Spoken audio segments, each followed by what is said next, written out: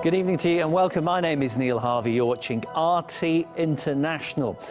Vladimir Putin and the US President-elect have held their first telephone conversation. For more on that, I'm joined by RT's Emily Siu. Emily, much anticipated conversation. There's so much great hope, I think, apart from the people who ridicule Donald Trump and Vladimir Putin. A lot of hope around the world that this could mean friendly relations, edges towards peace, away from any possible conflict. Do we know what was said in this conversation?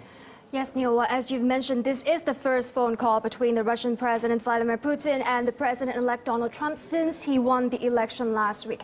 Now, the pair discussed a wide range of issues, but they first focused on the fact that they're both not happy with the current state of affairs between US and Russia, and they're both keen to improve that. But they both stressed that it must be done via mutual respect and promised that there will be no meddling in the internal affairs with each other in both countries. Another topic that the pair discussed is Syria, that they're determined to have this joint effort to fight terrorism in Syria. And as we all know, the current American administration, they've severed diplomatic talks with Russia over the conflict in Syria. So perhaps this phone conversation is a signal that when Donald Trump becomes president, the U.S. might take a U-turn on its foreign policy, on its policy in Syria. But of course, that would depend on many other factors as well.